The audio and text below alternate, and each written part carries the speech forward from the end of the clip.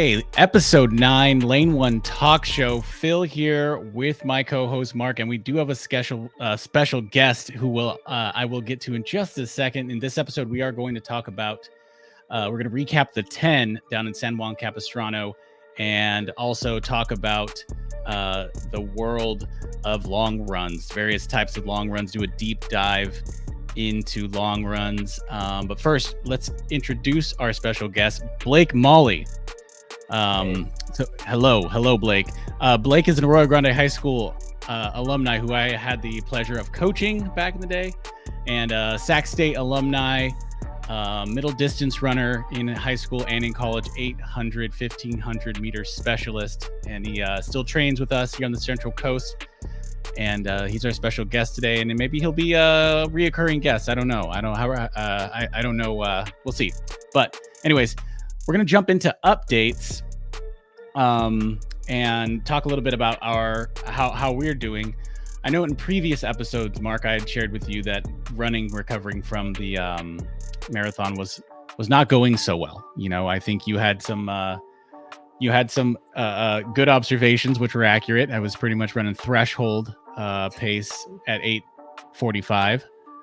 Your 5K pace and your marathon pace are the same thing for a week. Yeah, they were, and it was probably like that for, I don't know, 3 or 4 weeks.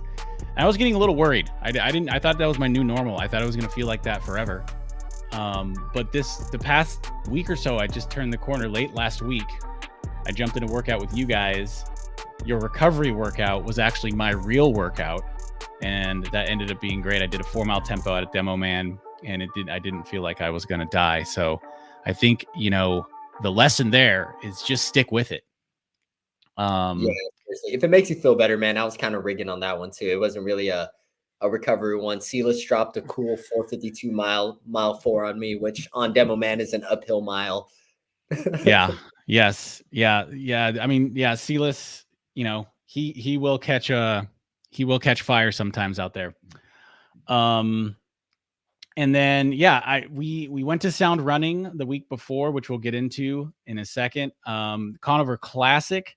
I got to just be social media team, which was great. I was there with Craig Huff and Sean Davidson. And then 4-mile tempo, and then I actually accidentally jumped into the women's team. They did a time trial out on the roads. I had just actually asked if they needed a table because they met across the street from my house, and Joe was like, "Why don't you just jump in with them?" I'm like, "All right." So I guess, sure. Yeah. So I was doing a run anyway. So they were doing a 16-mile time trial, getting ready for Boston 3 weeks out. And they were wanting 6:20, 6:30s. So I was like, all right. So I did one loop with them. One loop's 8 miles. And that was pretty good. It was a pretty good weekend overall. But yeah, I finally feel like I've turned the corner in training. I'm feeling like a human being again, doing midweek long runs and regular things. And yeah, things are finally starting to move forward. What about you? Yeah, so things have actually been going pretty good. About maybe 3 weeks ago now, I did a 5K 1500 double at Oxy Distance Carnival. I know I talked about it maybe in like 2 or 3 podcasts ago that's what I was going to do. So the idea was run a hard 1500, take a 3.5 hour rest, and then run a hard 5K, which was goal 10K pace. So I went out wire to wire, ran 3:51 in the 1500. I guess not wire to wire. I got outkicked in the last 200 per usual as a distance runner, but led from when the gun went off, ended up running 3:51, which wasn't bad on the day. I was fine with it. It was hot. It was windy. And, I don't run too fast from the gun or from the front of the pack. So I was fine with it. But the bigger takeaway was I came back 3.5 hours later and ran 14:09 in the 5K. And that was really encouraging because if you guys remember at BU, I ran 14:05 all out, only race of the day. Right. And I was really bummed about that one just because of how I handled it. But the goal with the 14:09 was be in the middle of the ocean, was just my whole thought process was, okay, you're here for it to hurt. You're here to practice swimming, basically. Like when things start feeling really bad, what are you focusing on? Being controlled. So because if you've ever run a competitive 10K on the track, like it is literally death by 1,000 cuts. You feel like you're in pain for probably like starting from the 5K mark all the way, and it just progressively gets worse and you progressively get tired. So the idea was, can I run 28:20 pace like 4 or 5,000 meters essentially? And the idea was on tired legs. So I wound up running 14:09. It was like 68s clean. Shout out CJ Albertson. He paced us through 2 miles in about 9:06. Oh, nice. And yeah, so I was pretty hyped on that one. And then 2 weeks later, I raced the Conover Classic. So to preface that one, I really wanted to run fast there, but it's one of those things where it's like you want an A+ report card, but you didn't do the A+ studying. So for me, going into that week, so like first of all, I like didn't really feel too good that entire week. I think I accidentally cooked myself in the sauna. I went in there with a couple people and we set it to like 200 degrees. And that was my first time ever hitting the sauna. So I hung in there for like 15 minutes, but I did not feel right for like, I felt like I was hungover for the next 4 days until like literally race morning. I started feeling like a normal human again. And I was still trying to get my training in. I was still doing my workouts. I was still doing midweek long runs. I still did a normal week leading into that race. And I wound up running 350, which I mean, progress is progress, right? Go Right. from a 351 to a 350. So it was windy. It was cold out. Just didn't feel 100. So I guess on my worst day, I'm improving still this season. So I think that's a very positive takeaway. But since then, the emphasis has been on recovery, trying to get my sleep back in line, trying to, I don't know if you have the same experience, Phil and Blake, but like whenever I like race, I don't sleep well for like the next 2 or 3 nights. And I always struggle to fall asleep like the night after the race, especially if I race late at night. So like the 1500 was at 7 p.m. I'm sure a lot of it has to do with like caffeinating. Mhm.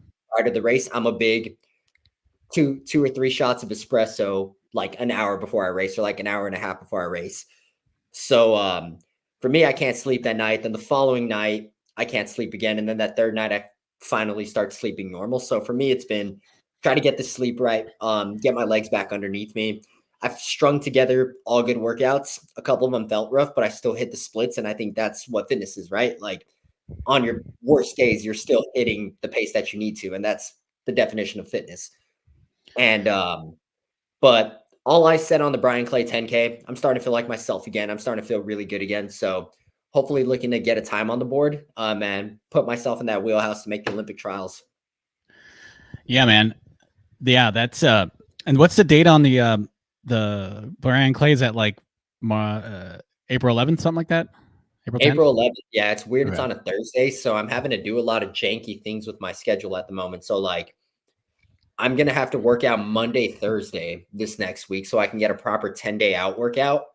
Right. And then have like the proper recovery days so that next week, when it is race week, I can work out Monday and it's not like this weird thrown off schedule. So I'm probably going to work out Monday, Thursday, and then long run Saturday, easy run Sunday, race week workout on Monday, and then race on Thursday. And then from there, try to revert back to a normal schedule. Yeah, yeah. And you'll be able to kind of reset with it being a 10K and taking a couple easy days afterwards. Yeah. You'll be able to reset and get back in a normal schedule the next week. That's cool. Well, yeah. I mean, I think, you're definitely on the right trajectory here. I think that the conditions at the Conover Classic were not ideal at all, man. Like it was cold, it was windy. It was pretty aggressive pacing too. I mean, were you guys was 158 up front, 159? Yeah, 158. We went out in a 57. Yeah. So for me, that was a shock to the system. I came through about 59.17, I think was the split that they got for me. And I haven't run a 400 under 60 in probably 2 full years. I'm not playing. Like I haven't run a single 400 like at practice, in a race under 60 seconds in a while. So going out in a 59 was it was a huge shock to the system. I did feel pretty strung out. And what were you doing in between your at the Oxy, in between the double? Were you just laying low, just listening to music, drinking water? Yeah, so I had a Subway sandwich. I did that chicken and Nice. bacon ranch melt. because that's a Oh, long wow, time. nice. Well, Hours. how many hours was it? 4 hours? Yeah, like 3.5. Oh, okay, So I that's not finished, bad. I cooled down, sat around for a couple hours. My family was there. So with being a SoCal kid and going to school in SoCal and college in SoCal, you see everybody that you've known Right. Yeah. because like Oxy is one of those quintessential meets for SoCal runners because a lot of the SoCal schools ironically are D2, D3. Like we don't have too many, or if not, they're like mid-major D1, and we're talking like Cal State Fullerton, like a lot of those schools. So like those have been people that Northridge. I've seen forever. They're people that I've been competing with for damn near a decade now. And so you go there and on the downtime, you end up, you're trying to lay low, but you wind up running into people every step of the way. Right, you And you just wind up seeing walk into the somebody. bathroom, yeah. Yeah, so I'm trying to lay low. I was hanging out with John G for the most part, just kind of like camping out. But like also I have my family there. I run into Mondo to talk to Mondo a little bit. Then you see someone that you know from like Cal Coast.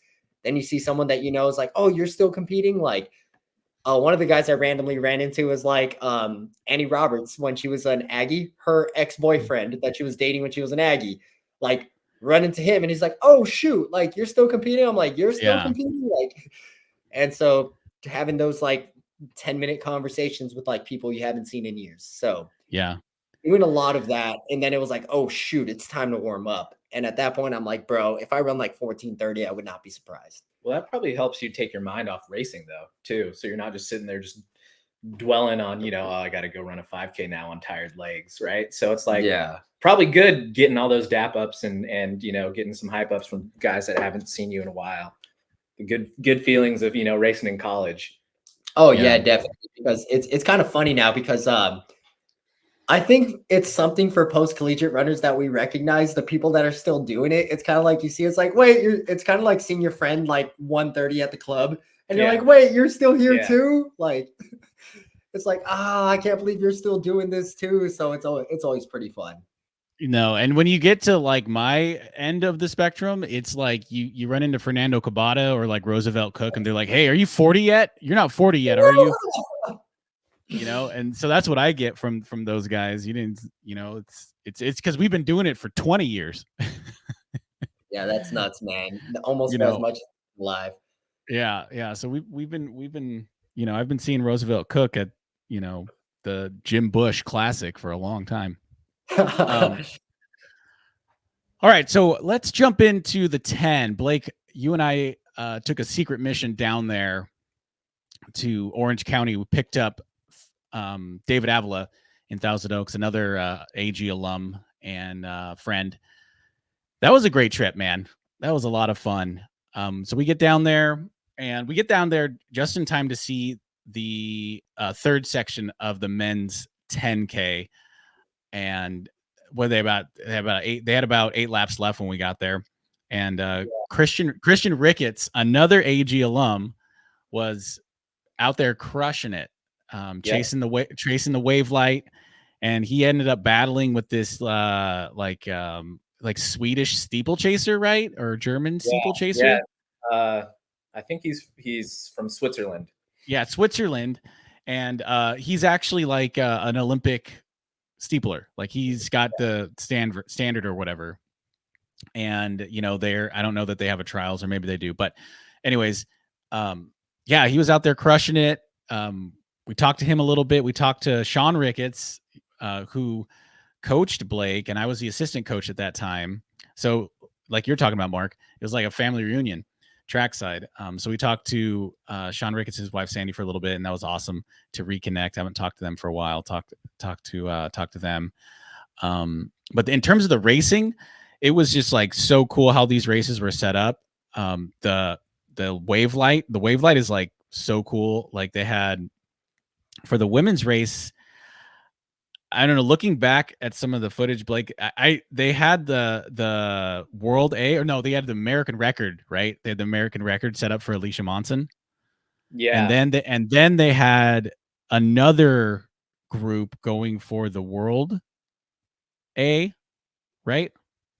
So I believe it was the Olympic A, the World A, and then the trials. There's another light that turned on, I don't know, like 20 minutes in that I couldn't figure out what that time was for. And it was a little misleading because there were so many fast athletes, like the gal who won the women's, Sige Gebresalama, she represents On. I don't know where she is in terms of her training group, but she ran 29. Helen O'Beary a little bit. She's like OAC adjacent. OAC adjacent? Yeah, so she's not like on the team, but I think she trains with Helen. Oh, okay. And they're out of Colorado?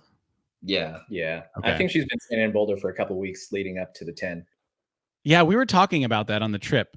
Like how On is set up, do you kind of have access to all the On coaches when you're an On athlete? Not really, but not really? Okay. Kind of one of those things where you can probably ask, but there's been examples of like, guys like Dylan Jacobs, who probably should have been on OAC because of his talent level. But the way OAC is set up is that they don't want anybody to compete for a spot on their team. Right. You know what I mean?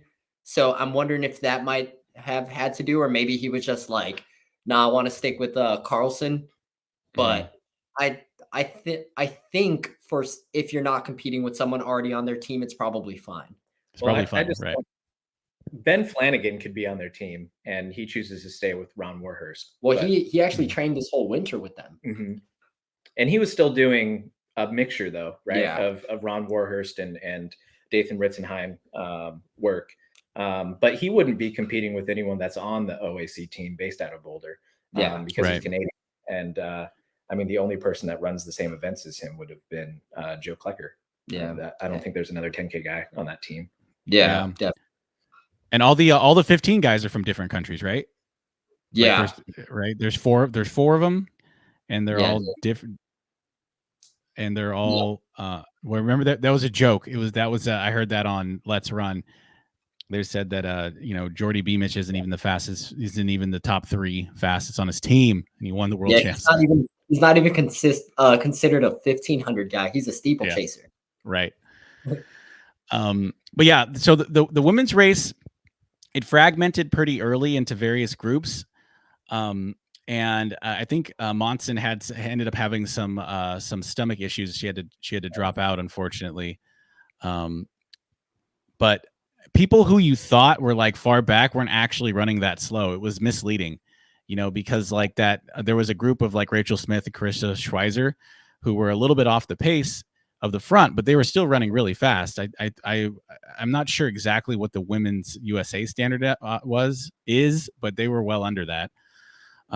So the thing that has always thrown me off about women's running, and like that really gets highlighted in what you're saying with the 10K, is like the gap in like what the top women in the world are running and what really good still is so big, because you got like Sifan Hassan, you got like Gidey, you got a lot of these like Ethiopians running 29 O's, and that is the top in the world, right?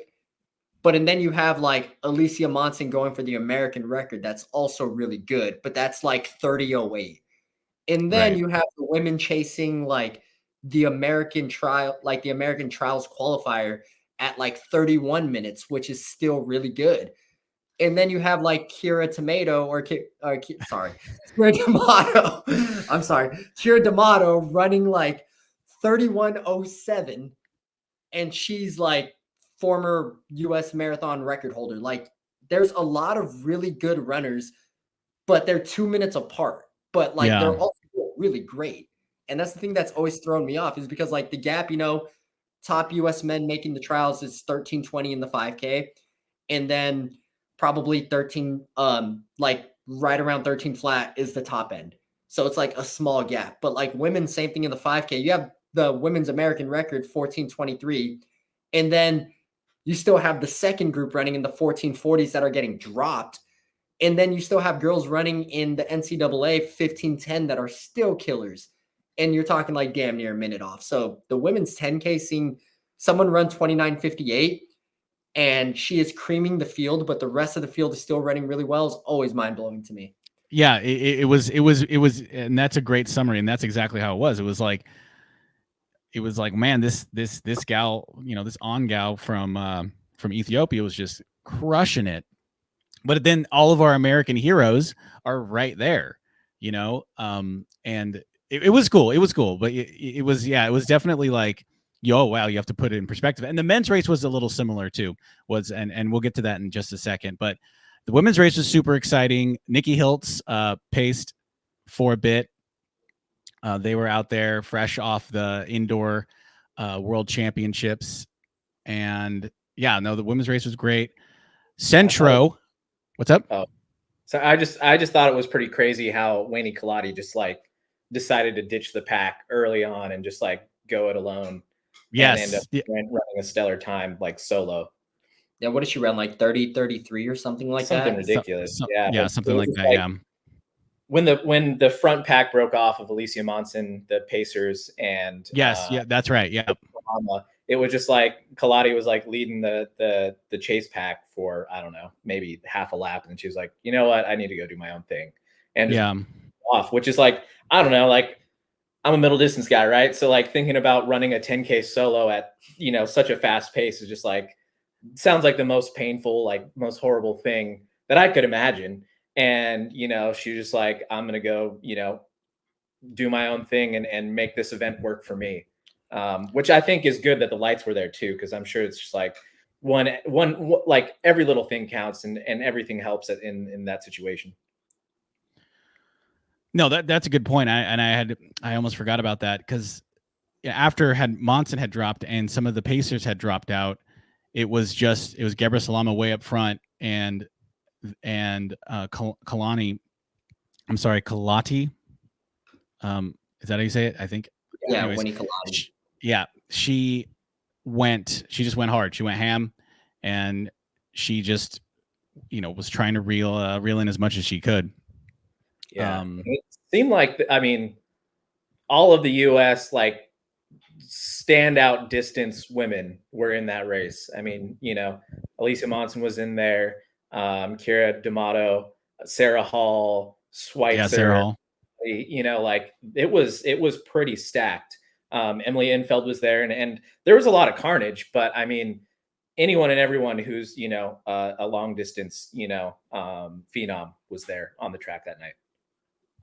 Yeah. Would you say, in your opinion, is it more common for women to take races from the front than it is guys? I feel like I see that more common with the elite level women, where they'll just say like F it and take the lead and run hard, than I do guys. I don't know if that's just me.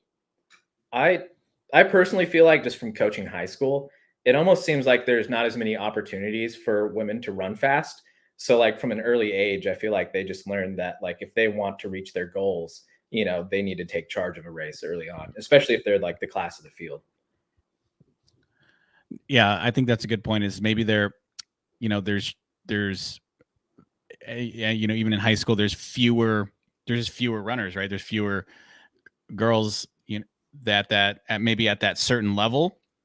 As for guy, like it's, for example, like, I don't know, a 6-minute, you know, JV race, you're going to have a bunch of dudes just sprinting to the line, but maybe you don't have that same equivalent at the girls JV level, for example. So yeah, I think, yeah, maybe at a young age. I think it's the same for like college. Think about if you know, I think if you had like a stud steepler at your school in college, I mean, she would usually just go out and win by 200 meters, right? Like, yeah, but what I was more talking about too is like you look at like for example, this might be an anomaly. I don't know, why am I forgetting her name? Parker Valby, like how she ran NCAAs and how she runs cross country. Like she just takes it out from the gun and pulls away from the field.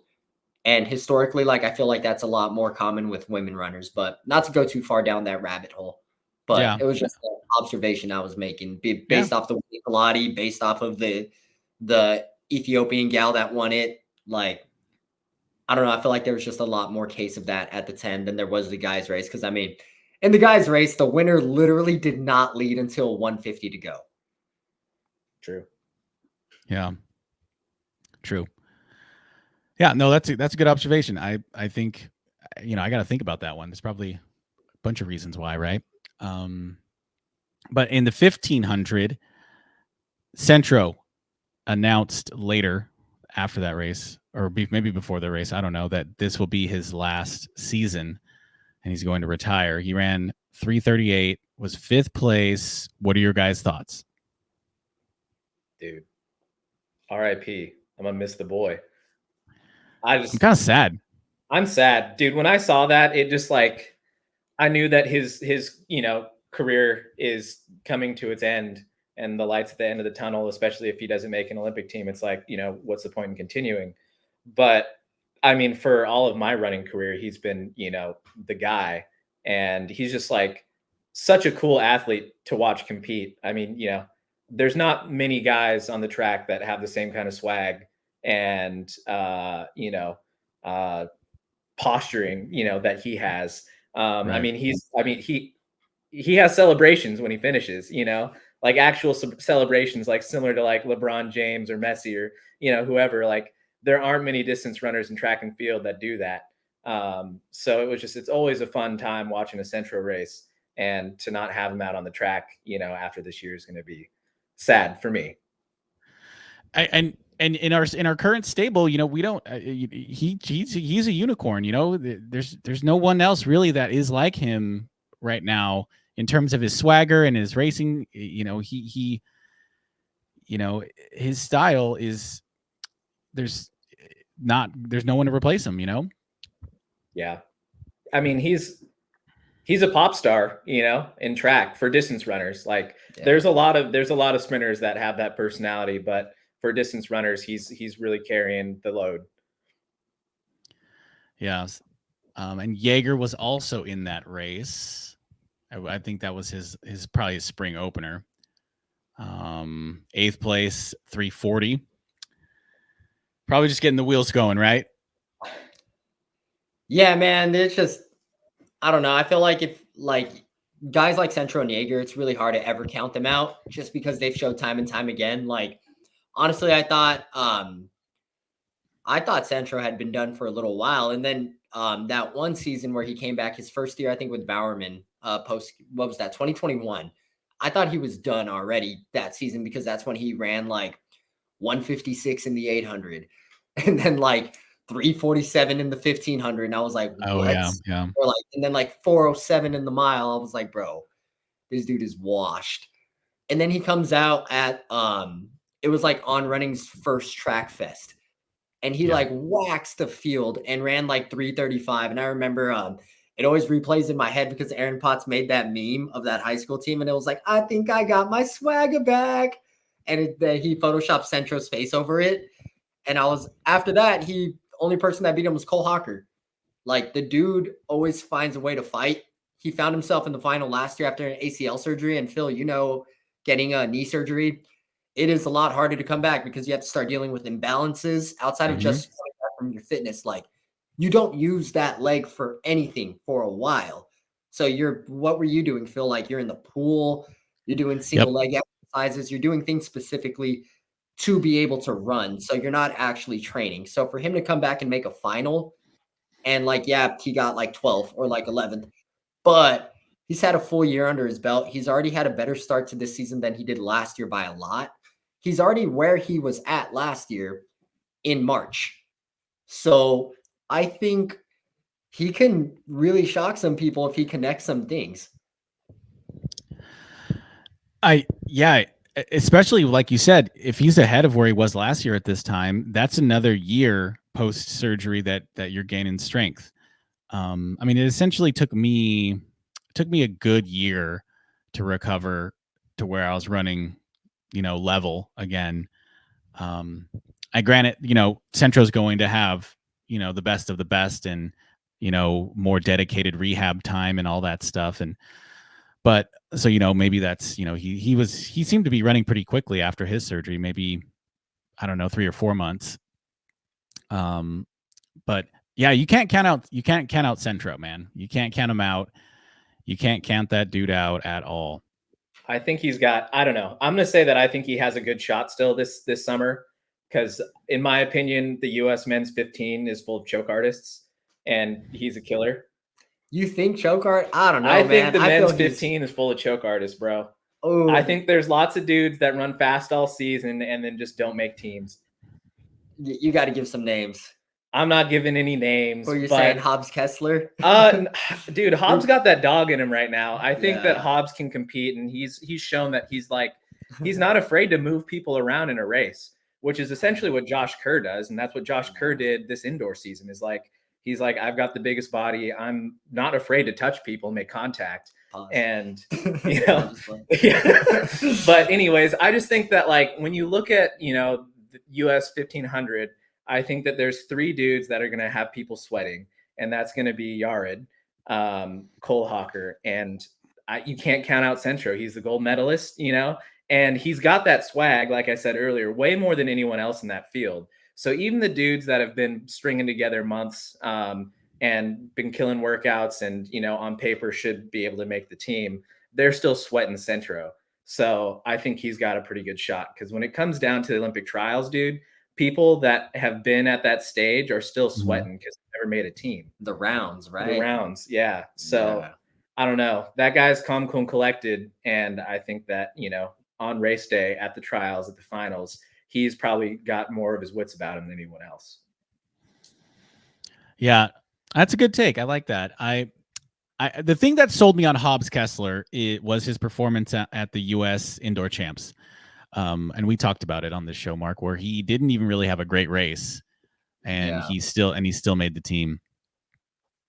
Yeah, indoor. It's just what always scares me about people turning up early for indoors. That everyone likes to make the argument well, Centro won indoors when he won the Olympics, but it's you see a lot of the guys that do turn up at indoor, they could fizzle out at the end of the season. So as much as I love to see indoor is usually an indication okay, you are training right, but I hope you didn't lose your fire after what you accomplished at indoor, because Hobbs had a great indoor worlds. He ran that strategically perfect. But like we said last podcast, when guys close into 25, there's nothing you can do about that. You did everything you possibly could. If you lose closing into 26-1, you're winning 99% of races doing that. But for him, he held the rail. He ran well. I do think that the US is deeper than we've ever seen it in the 1500, in the sense of the way the 15 is run now. It's almost a glorified time trial with a kick. And a guy like Yared is going to make it a glorified time trial in the sense of, you saw last year, he led wire to wire.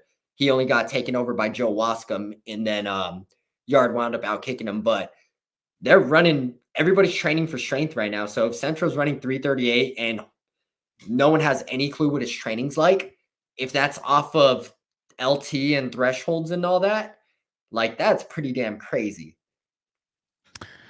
Yeah. And we don't know, right? He's not public with his training.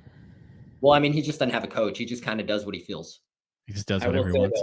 He has been seen training with Louis Grijalva, Abdi Hamid Nur, Woody Kincaid, Grant Fisher, guys like City, that. Yeah. So I don't think he's sleeping on the strength. Yeah. So wait, some of those Flagstaff guys are in Park City now? No, just Grant and Centro and Grant live in Park City, and they do some workouts together. Okay. But didn't Blake name some Flagstaff guys? He's been training in Flagstaff. Yeah, they're in Flag right now. Okay. Yeah. Got it. Okay. I'm on the same wavelength here. All right. Let's talk about the A heat of the men's 10K. That was incredible. It was how long did the Pacers actually stay in, though? I don't think they stayed in that long, 3K. I think they made it 3K. I can't remember off the top of my head, but we were just staring at each other they weren't in this for very long. No, they weren't. They weren't in it for very. I don't know. Ahmed, is that his name? The Hoka guy. Yeah, our friend from Nas Elite. Yeah, Ahmed Muhammad. Yeah. Yeah, and Amon Kemboy. Yeah. Yep. I will say though, those guys look pretty strong. We're in 13:30 pace, in control. They did. Yeah. They did. Yep. I was gonna say, you have to. I said, when you think about that, you got to find some really, really fit guys to pace races like that fast. So, and this is the conundrum of the 10K, right? You know, people are like, why don't these shoe companies just pay a lot of money to fly in some pacers to to take them through 8K. Well, if you can pace a 26-minute pace for 8K, you might want to just stay in the race. So that's going to be the ultimate challenge with finding pacers for the 10K is the ones that are good enough to pace for 5K or longer probably want to be in the race, right? Because you're talking about running 13:30 controlled. You're not redlining 13:30 like PR. You want to run a controlled 13:30, and the people that can run controlled 13:30 are typically the people that are in the field. Your Grant Fishers, your Nikos, your Woodies. So it's just I've heard a couple of different people say the same thing, but it's tough. It would just be like they would just have to, maybe you get someone from Europe or Africa or something where you just pay them a ton of money and hey, go out there and just kamikaze for 8K and peel off and get these guys a time. Yeah. So when Grant and Mohamed ran their time, the 26:33 and the 26:34, Woody paced them through like 7K or like 8K. I think he took them through like 20 laps.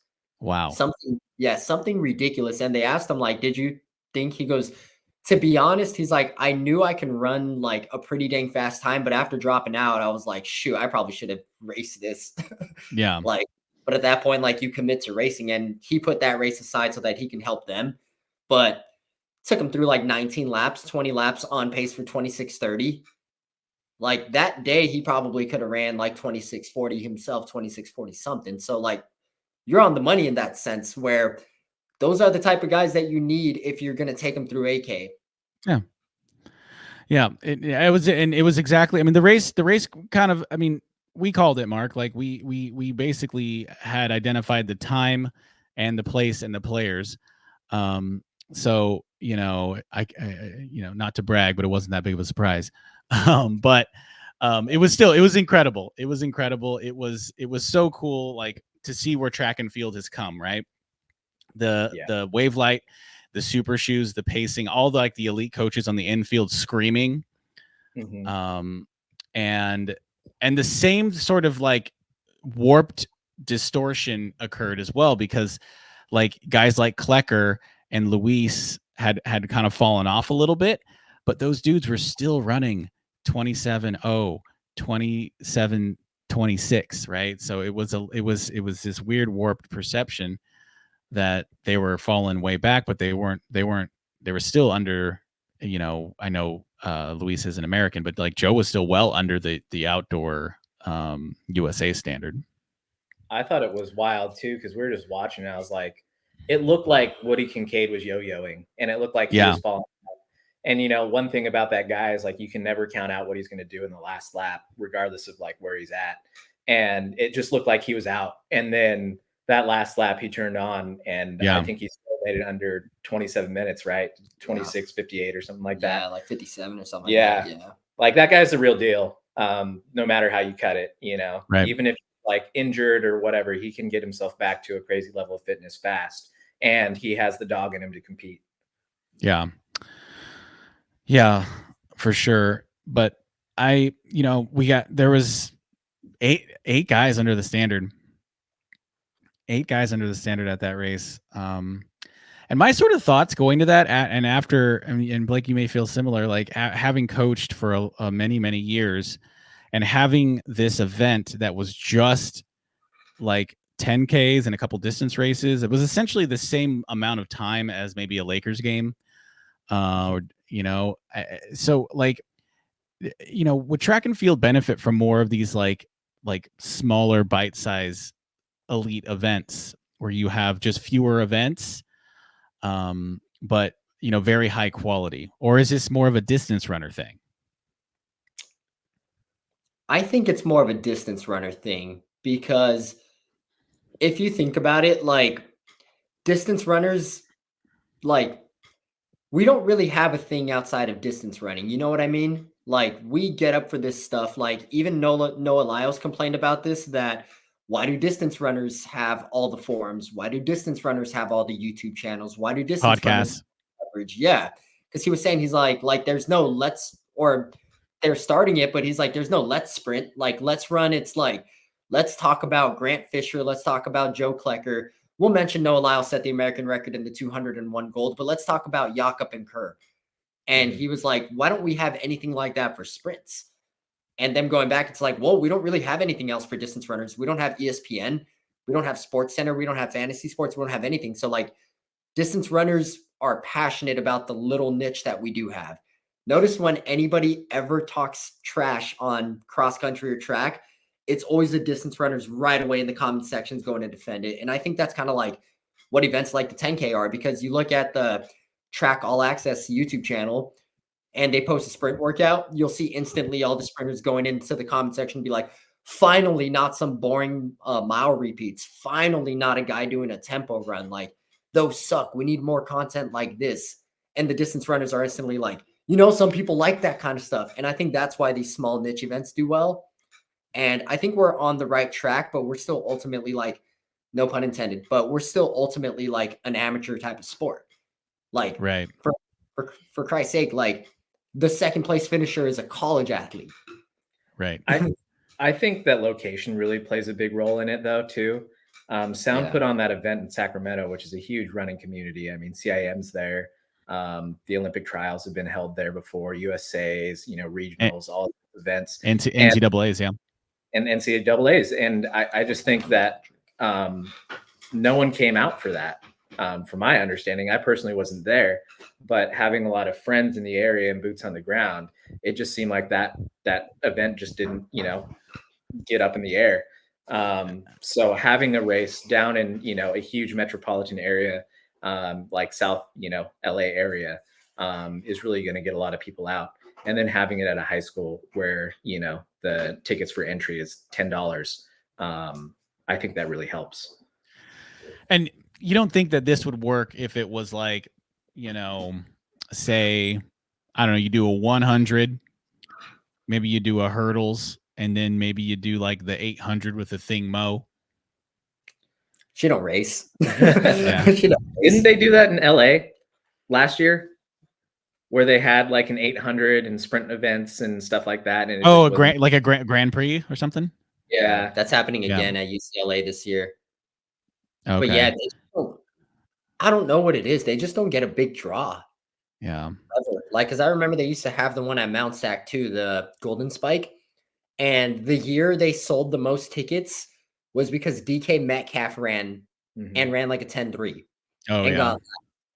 And that was the reason they sold the most tickets, but they just don't get a big draw ever for those kinds of events. And I think too, like we always kind of joke about the B and the C heats, but like I enjoy a good B and C heat, you know, and I think that's unique to distance runners, you know, because those are the people like you're talking about, Mark, and when you're talking about going to Oxy, those are your cousins, your track cousins that are out there running. Those are the kids that you know from back in the day, your Christian Ricketts, right? Like, you know, so I'm happy to sit through, you know, a B section 5K, C section 5K at a Peyton Jordan or something like that, and you know, maybe that same mindset isn't there for other event areas. I don't know. Yeah. One thing I did want to touch on is Nico Young. Nico Young, after the 10, signs his NIL deal with Adidas. And my sort of thoughts are some of the things that I've been reading online is what do you guys think the rest of his spring looks like from now until NCAA's? Does he do NCAA's? Or are we shifting focus to the trials? What are your thoughts on that? I mean, I think he's going to go for, you know, his last couple of conference titles as a workout. And but other than that, I just can't think of any college level events that he would do again. Right. So you think he does show up to conference? I think he shows up to conference because he's an NAU guy, and there's a lot of pride in that. You know, being a former Big Sky athlete, they love just, you know, sweeping those events from the 8 all the way up to the 10.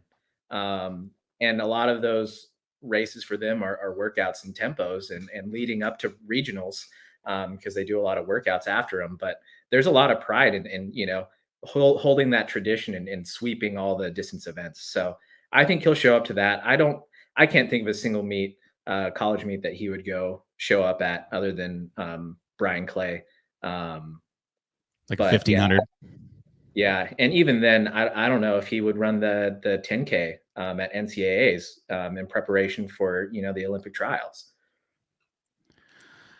Because he has checked some boxes there, with indoor already this season. Sorry, Mark, I didn't mean to cut you off. Oh no, go ahead. I'll follow up after. But yeah, so that my thing that I wanted to just talk about was, should he have looked at going pro? I mean, obviously we're just people on the internet talking, but obviously Nico's going to do what's best for Nico, but there are some people that are asking, like, should he just sign pro and just go all in on the Olympic trials? And he's running fast now. He's run 12:57. He's run 26:53. He won NCAA 3K indoor and the 5K. Is a lot of people are thinking that he's young now, strike while the iron's hot. Yeah, the thing with that I was going to piggyback off of is that it will be his last outdoor for NAU.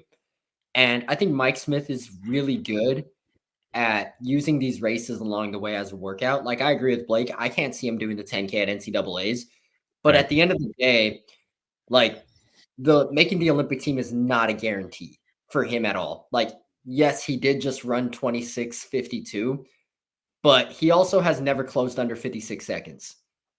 And you hit the Olympic trials, like Grant, Klecker, and Woody are all closing in 52s. And that's not including an Abdi Nur, because they're probably not running 26:52 at the trials. Like, Abdi Nur is going to be there, and he's the defending 5K champion. And he was just right off the Olympic standard in the 10K. I'd be curious to see if the guys who didn't get the 10K standard will still go for the 10K.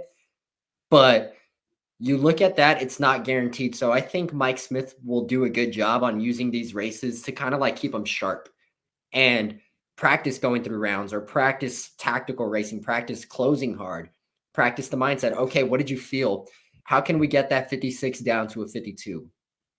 And against guys like Kai Robinson, who will be ready to race and who will be at the Olympics, against guys like Parker Wolf, who, keep in mind, we're only a second behind him, 2 seconds behind him. Those guys, Nico has a semi-bad day, could get him at the NCAA level. So for him to flat out say, like, okay, I'm going to forego all this because I'm too good for this, it's like, yo, you have 0 outdoor titles. You have 0 cross-country titles. You just got your first 2 indoor titles. Like, he just went from being the most overrated runner to the most underrated runner in the span of like 3 weeks. So I think him signing that NIL deal was kind of a precursor so that Adidas can start giving him a salary and be like, look, this is what we're going to give you. Finish off college. Once you graduate, we'll sign you. Yeah. But yeah. Keep going. Sorry. Yeah. To close out my point with that is he will probably finish out, like, they probably already gave him what his base salary is going to be with this NIL deal. Let him finish out his NCAA season, use it to stay sharp. And then he has 3 weeks from NCAA to the trials to really go for it. And again, making an Olympic team is not guaranteed. So I almost guarantee he's going to peak for the trials, or he's going to peak for NCAAs and then extend it to the trials. And then once he's done with NCAA, probably fill out the rest of his Adidas Pro contract. Yep. And I think the NIL deal alone, I think, kind of gives you some insight of what they're doing, because the NIL applies only to the NCAA season, right? Yeah. Well, right. As long as you're an amateur athlete. Yeah. So there's really no like Olympic bonuses probably tied to it, right? You're not allowed to. No. Yeah. So that my question was already kind of answered with him signing that NIL deal of, making the NCAA a goal and prioritizing that. So no, that's really good. Those are some good insights. And I like the boots on the ground analysis of NAU valuing conference titles, and also that, it's not even a given that he would win the 5 and the 10 at NCAA outdoors. So yeah, those are just some chatter stuff that I've been, you on these wormhole dives on the boards. Okay. So I think we did a pretty good job covering the sound running 10 there. I want to any other thoughts on the 10? No, only other thought that I had was the New Mexico kid. Oh yes, yeah. Running 26:53 and getting 0 attention Yeah. Because he just happened to not get, because Nico Young happened to be born. A couple had a baby out in Newbury Park at the same time that he was running in the NCAA. And he ran arguably one of the most impressive races because he took over the lead with 2K to go and was pushing the pace. Yeah. And happened to Yeah. just get outkicked by Nico. If not, we'd be talking about how this was one of the greatest performances ever. Yeah. Yeah. Yeah. I think one thing that really stood out to me was the 10 really showed me how all the brands are on the same page now.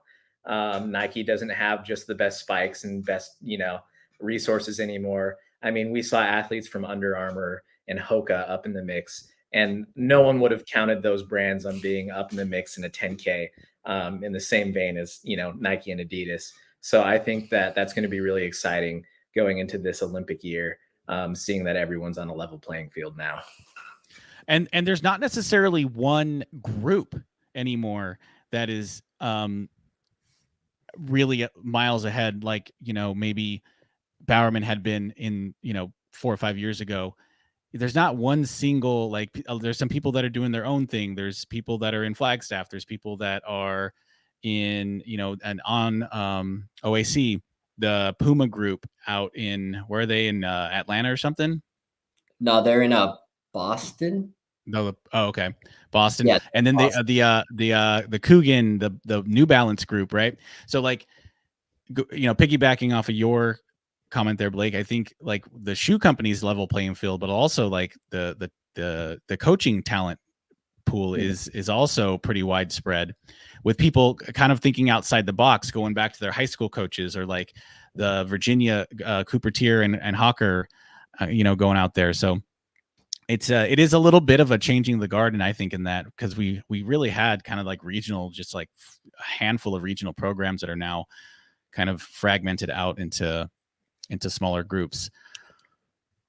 Long runs. Okay, we're gonna do our deep dive into long runs, and this is something that I have always kind of been quietly passionate about. Right? I feel like we've talked about midweek long runs a lot. I think I use the analogy of they're my indicator species of my week, if I'm doing well. And I think long runs in general are kind of that. But I wanted to start off this conversation with, and Mark, I know that you're really dialed in with training trends. How do we define what a long run is? 20 to 25% of your mileage. 20 to 25%. Yeah. Okay. So I'm running, say 60 miles a week. How far should I be running on my long run? Quick maths, like 15, something like that. Yeah. 12 to 15. Right.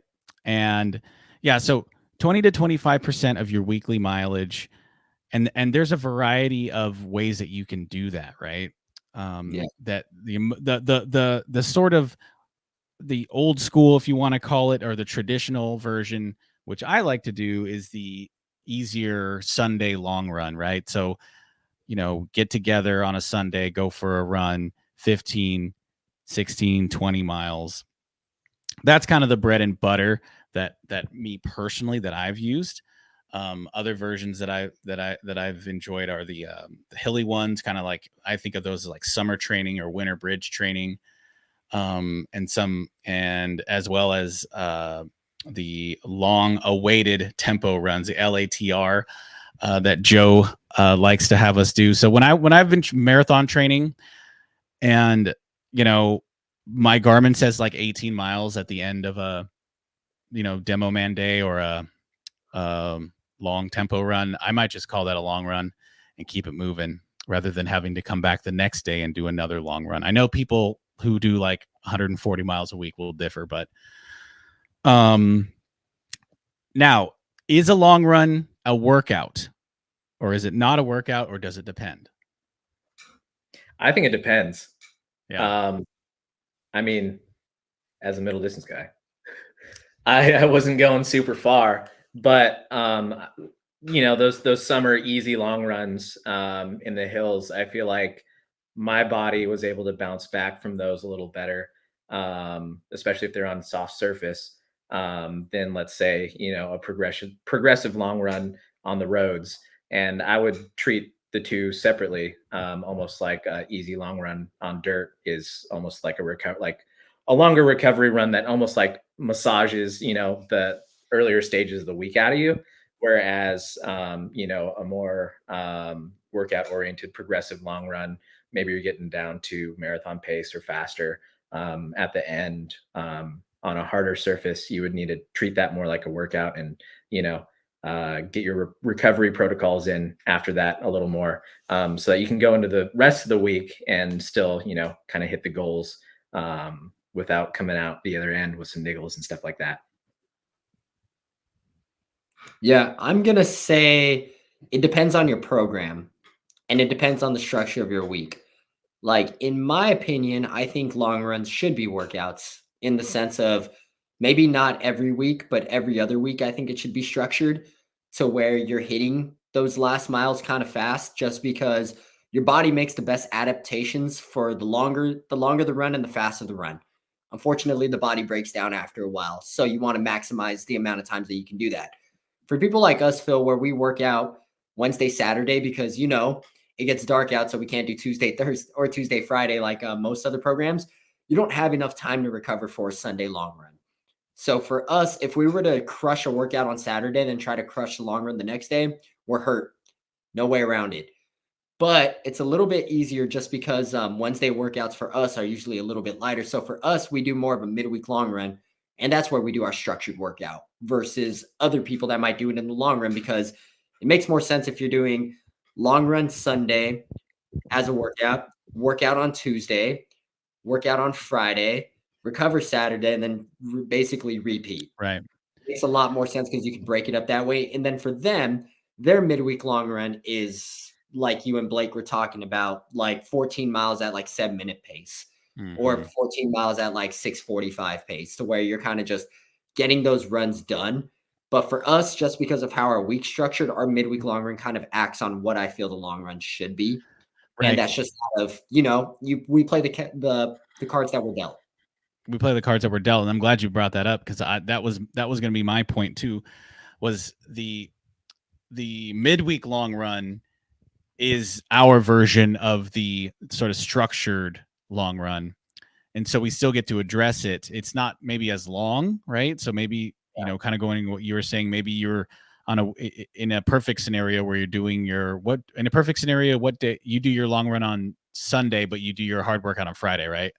Yeah, you would do Tuesday, Friday, Sunday.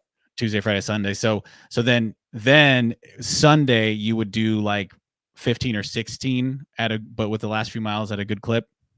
Yeah, and you want it to be like as fast as possible, as controlled as possible, and as long as possible. Right. So yeah. So I guess our happy medium is, it's 15, 16, 18 easy with that structure on Tuesday. Yeah, where we're doing like 12 to 14. So what are the biggest benefits you think you guys get from doing long runs? Because looking at it from MD perspective, now marathon perspective, and then someone who is a little bit more in the long distance on the track perspective, what do you guys like? We have the whole trifecta here. What do you guys find personally in your training is the biggest benefits for those long runs?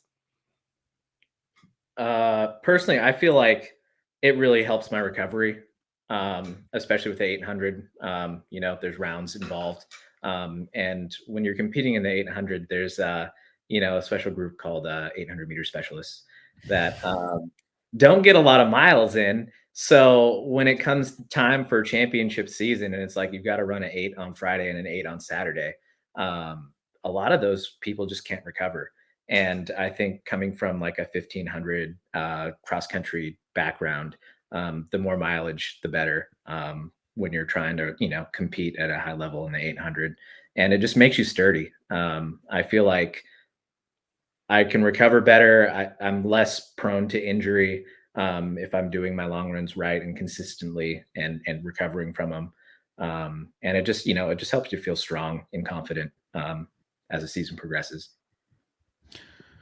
Yeah, I feel the same way but I guess in terms of more of the marathon side of things, I gain a lot of confidence knowing that I'm able to cover the distance. I'm able to physically run on my 2 feet for 2 hours plus, right? So I remember when I was training for Houston, where I got my trial standard, and we were in Ventura for a Christmas thing, and I went and did the bike path, right? There's a bike path Ventura, and Yeah. I remember I ran 20 miles that day. I was like, okay, we're gonna be down here. I'm gonna do 20 miles on the bike path, and I remember like 15, 16, 17 miles in, not like feeling like, man, you could do this. Like you could make this happen. And I was running easy. And I think maybe I ran a couple of sub 6s in there just because, but I remember like that when I finally crossed that threshold of time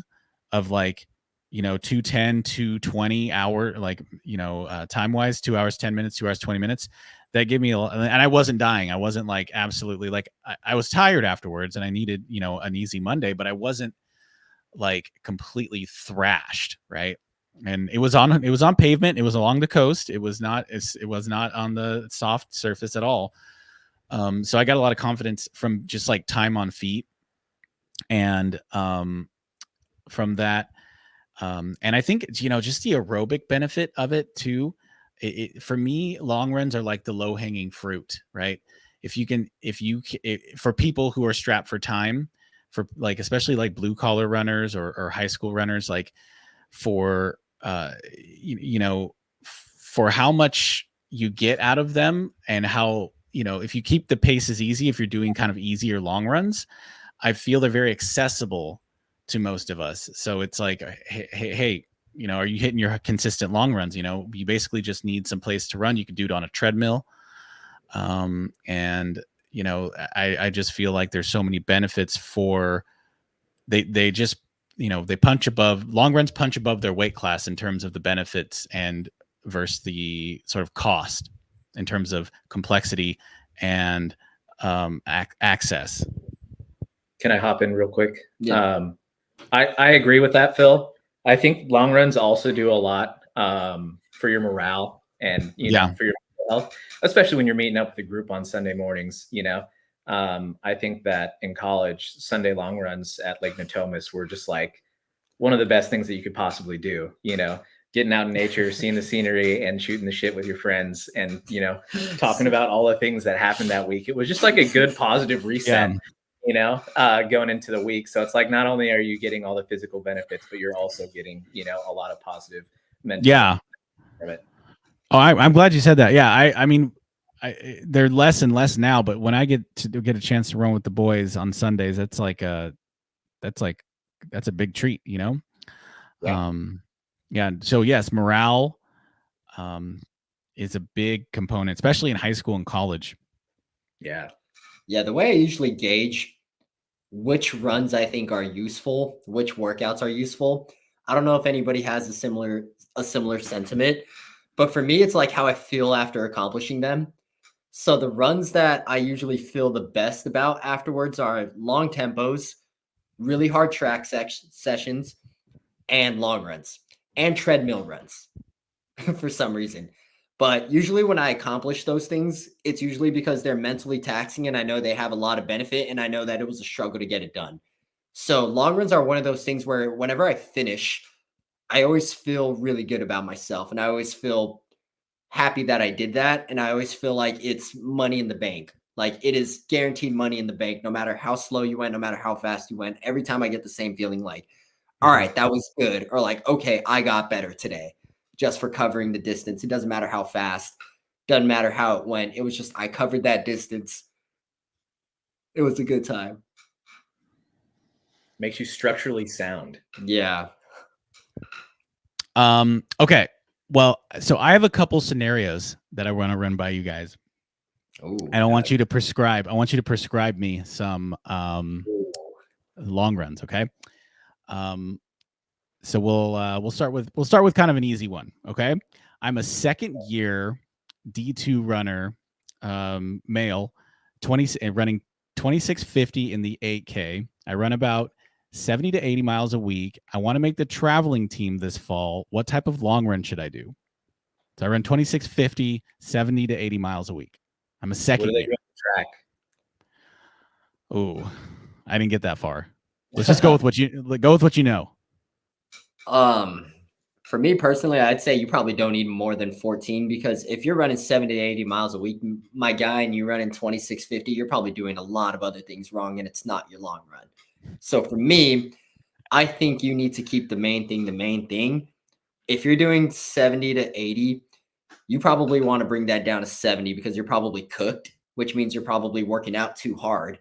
So I think you need to bring things a little bit back and work in your wheelhouse until you start building up. So I feel like having a 14-mile long run, engaging your week off of that, will probably set you up for a more sound structure, so that you have the energy to do the rest of the things right. Like maybe you run your workout paces at the right times, maybe eat better, maybe feel better to go hit weights, maybe feel better to stretch.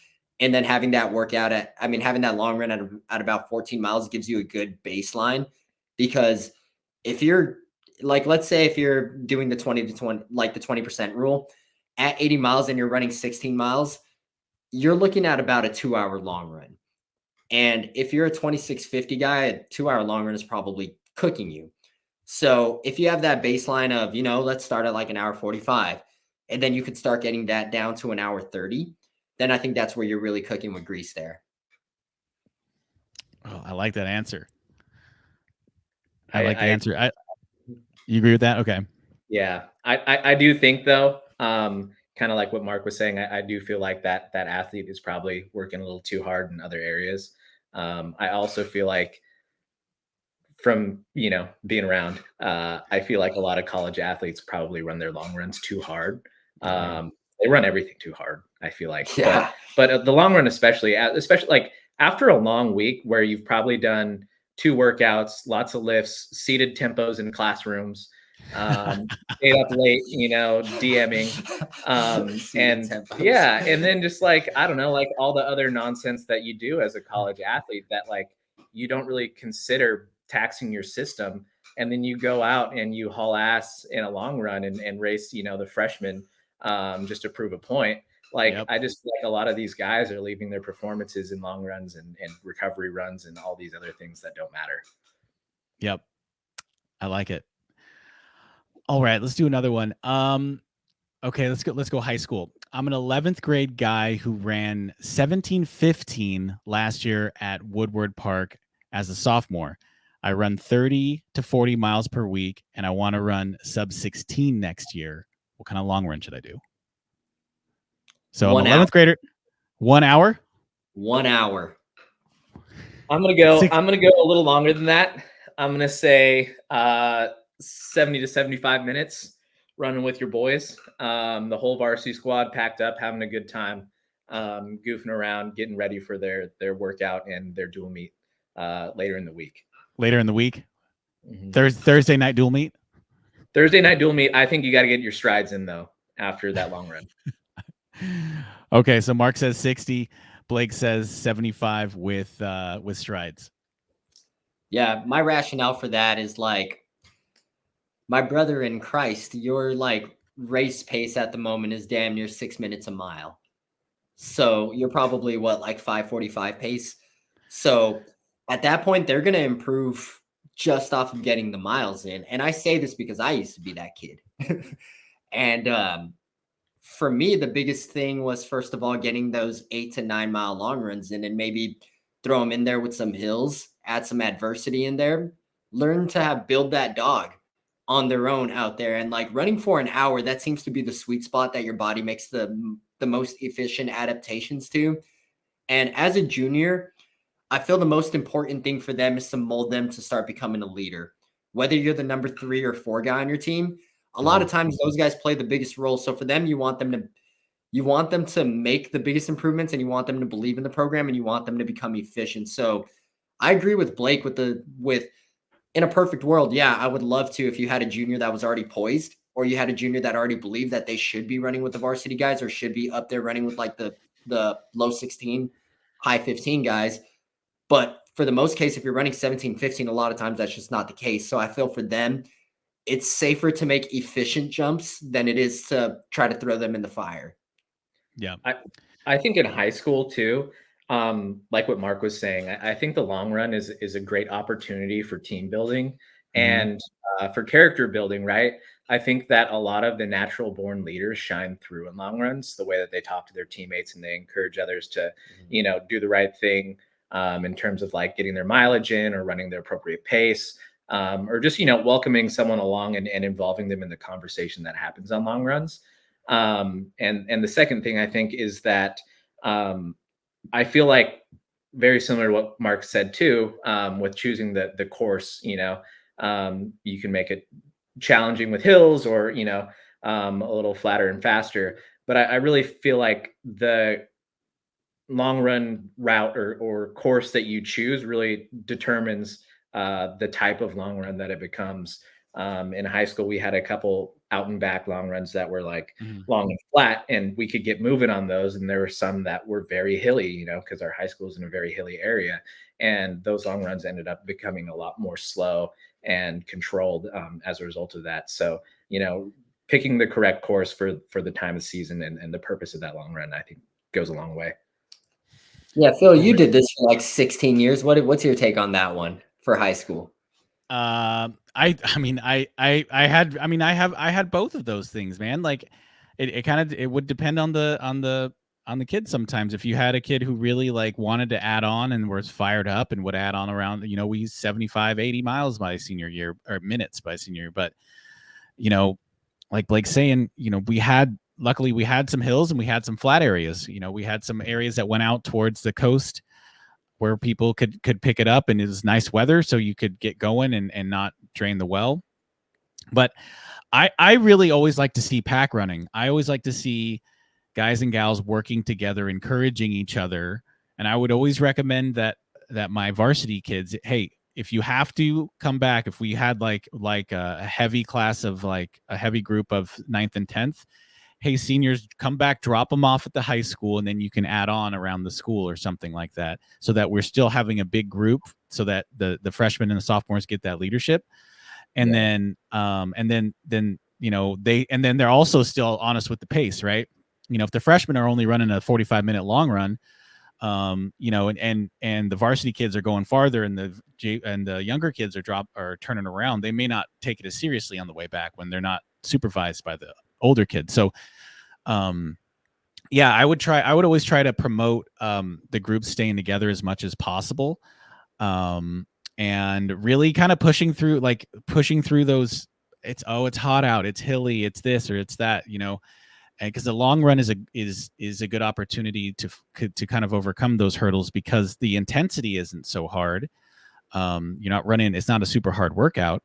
So we can, if it is a little warm, if the run is a little hilly, if it's September, something like that, late August, I'm like, hey man, we're going to do all of our races in Woodward Park this season. We're going to be, we have a lot, it can be warm. It could be, it could be 90 degrees for the Clovis Invite. So, I would always encourage group running, and I would always encourage the kids to, hey, add 3 to 5 minutes from last week, especially we're talking like August, September, October, add 3 to 5 minutes what you did last week. And if you're not feeling great, at least cover the distance, come back, get your strides in.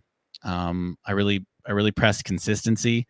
Towards the end, I was keeping track of their long runs. I would write down their long runs and what they did last week. And I'd be like, okay, you ran 65 last week. Let's try to hit 70. That sort of thing. But yeah, pretty much what you guys are talking about. I would apply those same standards, those same tips. All right, let's. What's up? I was just going to say, I think that you and Sean Ricketts did a really good job of getting us motivated and excited for long runs, just by, Cal Poly out to the ocean or Poly Canyon. It was just like, we looked forward to them, and that ended up training us to, get them done, as opposed to dreading the run, which I feel like a lot of high school age kids do. Yeah, that's what, and we did that. We would do a couple runs out at Cal Poly. We'd have to get some, you can lose people back there. We'd have to get some volunteers. But the varsity guys, you guys always knew where to go. But yeah, taking them out to Cal Poly, doing a good Cal Poly canyon loop, stuff like that. That was fun. Let's do one more. This one's different. I'm a 41-year-old father of 3. I ran JV track and cross country in high school, but I didn't take it seriously and started running again more seriously 4 years ago. I run about 50 or 60 miles a week. And in 5 or 6 days of running, so 5 or 6 days per week, I want to get a Boston qualifier. What should I do? What point in the build are they? They are, that's a good question. Let's say they're 16 weeks out. They're 16 weeks out. And they train about 50 to 60 miles a week, you said? Yeah. I would say start them off at like right away at 12 to 14. 12 to 14. If they're an experienced runner and they're already hitting 50 to 60 miles a week and they're 16 weeks out from their build, I would like to assume that they've already been around the peak of their mileage starting that build. Like, okay, from here we want to maintain. So I feel you don't have to already build them up because they have that experience. You're also not working with a couch to 5K type of athlete to where, you got to start them off really low or they're going to risk getting injured. It's like, no, they've kind of been there, done that. I feel like you can start them off immediately at like 12 to 14. That way, as they do start progressing into the marathon build where they start getting into, the longer runs, the workouts, and they start normally adding up to about 70 miles a week, you're following that 20 to 25% rule a bit safely. Yeah.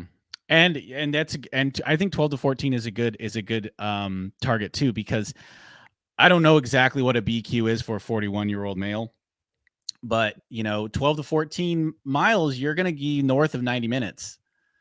You're going to be, that's going to be a good amount of time on feet. And I did this specifically because it was someone with a little bit more experience and not so much the couch to 5K, but also not the trials, group either. So kind of like, I think this is a little bit of a sweet spot in the running community.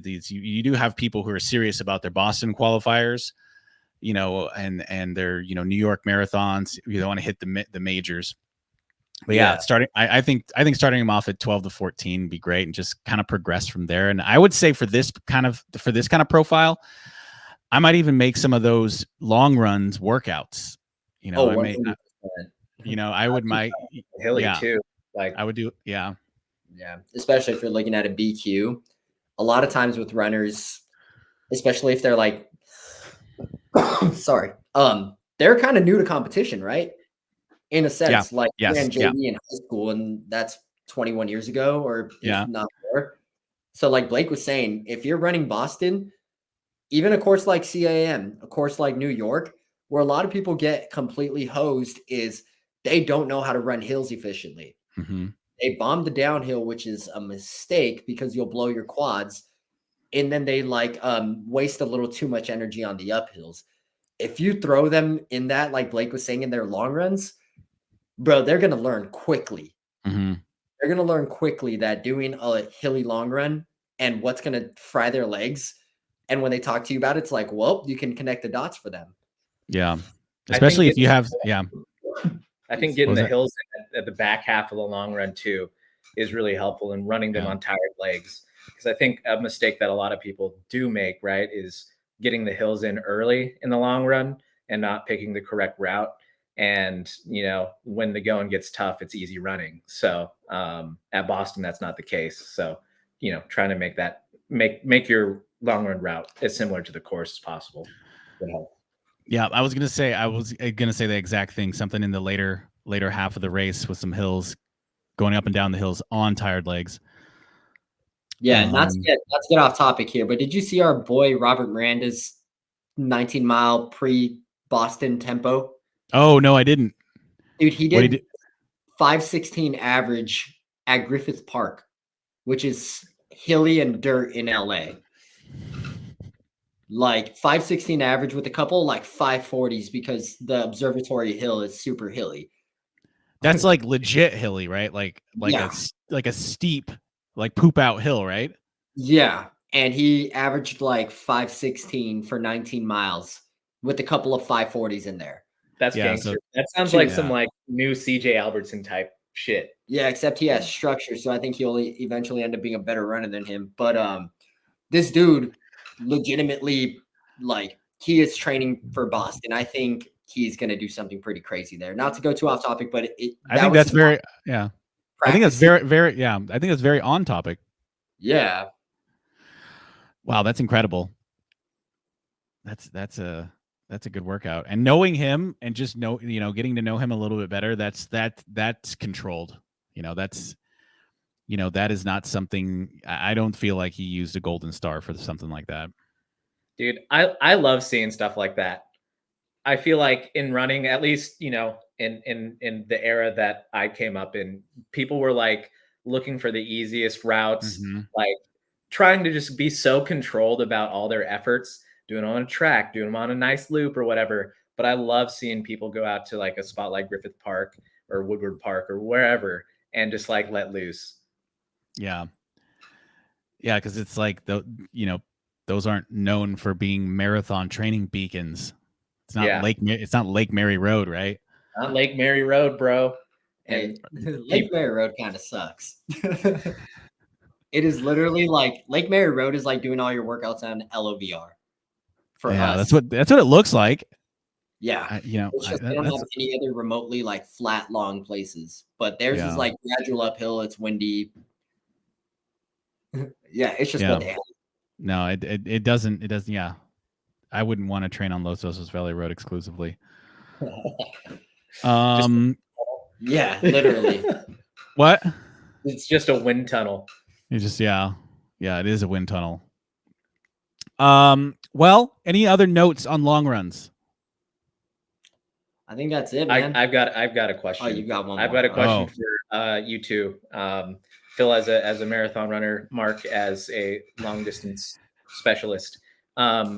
Super shoes or no super shoes for long run? Ooh. For a regular Sunday long run? Yeah, for a regular Sunday long run, would you wear super shoes in an effort to enhance recovery? I'm going to go with no. And my reason is I'm still of the Nike Zoom Kennedy mindset of you need a special thing for race day, right? You need to unwrap something special on race day, and you have other things that you use for your race simulations, your tempos, but I probably would not use super shoes on a long run. Yeah, I'm going to agree. Zero chance. And reason being is because I've tried that before. So reason being is all that force that you're putting into the shoe, like, yeah, you wind up having a better long run because, it's faster. You're putting in more power, but all that force has to rebound somewhere, right? So over time, like, yes, it is good for recovery if you're doing a workout in it, or if you're doing like a structured long run. So like, people like to say, well, I've seen Kipchoge like do his long runs in like Vaporflies and stuff like that. It's like, well, yeah, he's also running a 2:21 marathon at practice. Like, yep. So for them, it is a workout. That is a full-fledged workout. And yes, I do wear super shoes for workouts, but for Sunday long run, no way. I feel you're going to get less benefit at that pace just because you're putting in more energy into this shoe that's shooting the energy back up. I feel like it's doing the opposite of what you'd be asking it to, in the sense of you're going to wind up with Achilles issues. You're going to wind up with feet issues. You're going to wind up with hamstring issues. And because if you're spending 2 hours of a run with no foot engagement, which is essentially what happens when you do wear super shoes, is your feet stop engaging because you don't feel the ground, nor are your feet working that hard because you have a carbon fiber plate. So if you're doing that week after week after week after week on top of workouts, you're doing the bulk majority of your time on your feet in super shoes. You're losing that foot engagement. You're losing those muscles, and you're sending more force back up them. It sounds like you're begging to get hurt. So would you prefer to wear like a max cushion trainer or like a lightweight, more up tempo type shoe than on a long run day? Ooh, personally, I like max cushion. I mean, whatever the mock is, that's my go-to. I think it's a lightweight trainer, right? Yeah. And so for you, that's just because the Clifton doesn't work for you. Like, if you can run in the Clifton, you probably would, right? Yeah, I would. The Clifton, it doesn't work for my stride gait, whatever foot strike, and I tried it. I tried it a few times, and the mock works well. I like the mock. And that's the recommendations for shoes is always so tough, right? Because it's so individualized. It's so like you can run in what I run, but like I mean most people probably don't train daily in the mock, right? I don't think so. I don't know. No, so I think the only other person that I've seen like running is like Luis Grijalva. Yeah. But I don't even know if that's day to day. I've just seen like a couple workout videos and he wears the mock. Yeah. I mean, ultimately the real reason why I like the mock so much is because it works, but also like if I have to take one shoe with me somewhere and I would need to be able to do like light workouts and long runs and tempos and midweek long, like it's just it's not the light as a flat, but it's not as heavy as a trainer. So and I mainly ask that question because I see time and time again on these social medias, run influencers, just saying that your long run should be in a super shoe in an effort to aid recovery and, get your mileage up and all sorts of things. And I don't know. I personally feel like the science isn't out yet to tell you whether or not wearing in and out every day is great. Yeah. I feel like we're still kind of in the Wright brothers, with the super shoes. We're still, we're still kind of like laying down on the front of the plane and, and trying to fly it. So, I think we're going to learn more as we go. I don't know if I agree with you, Blake. I'm not sure that I buy the recovery part at this point. Like, I know that people say that it helps with recovery. I'm still a little hesitant with all the carbon and foam in there. I don't know. Yeah. I think for workouts, like track specific efforts, where you're running, 10 by a K or whatever, and you have to come back in the afternoon and get another effort in. I could see that being where you'd want to wear a super shoe, but for the people that I see walk around Disneyland in them and doing their Sunday long run around the lake in them, I just don't think that's the shoe of choice. Yeah. Nah, those are the same people that say zone 2 is better than zone 3, and zone 2 and zone 1 is a useless zone. It's like, if only you knew, man. If only you knew. If you knew. Yeah. Do those people have? Yeah. Do those people have zones? They'll be like zone 2 run, and then their heart rate's like 190. Just redlining the whole way. Felt easy today. It's like bullshit, bro. You ever seen God? You ever seen your ancestors? Zones. Yeah, that should be another next episode. What do you think, guys? Yeah, I think we're good. I think we're good. That's our longest pod. We dove deep into some topics there. We had a special guest. Thanks, Blake, for joining us. Hey, that was a lot of fun. I have a recommendation for another topic real quick. All right. This can be, a real quick aside. Christian Ricketts did all his training leading up to the 10 on a treadmill. I think that a treadmill segment might be awesome. Why the hell did he do that? Isn't he in Southern California? He is. Why the hell did he do that? He's got one of those Gucci treadmills. Woodway, yeah. Yeah, he's got a Woodway. Dude, he lives close to a lot of good running spots. I just thought that was cool that he did all his training runs on a treadmill and it translated to a 28:18, 28:17. If he ran the time I want to run, maybe I should start hitting up the treadmill more. I just feel like a treadmill has been treadmills have been like a tool utilized the past couple of years by all the top performers. So I just think that'd be an interesting topic to talk about. Yeah, I mean, isn't a lot of the double threshold Norwegian style done on treadmills? Yeah, because it's a lot less vertical up and down, so it's less wear and tear. Yep. All right, that's a good topic, Blake. I like it. Okay. Last comment. But yeah, great episode. Episode 9. We're almost at 10. Our next one's gonna be 10. Milestone, baby. Milestone. But yeah, thanks everybody for listening. Make sure you like, comment, and subscribe to the Lane One Talk Show. Peace.